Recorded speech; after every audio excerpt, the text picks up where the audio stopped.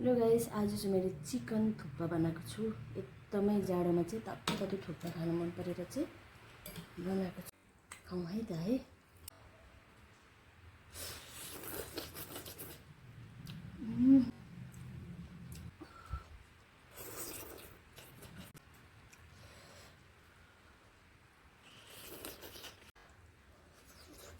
अलिक बिस्तारै बिस्तारै खानुपर्ने रहेछ, तातो छ पुरा।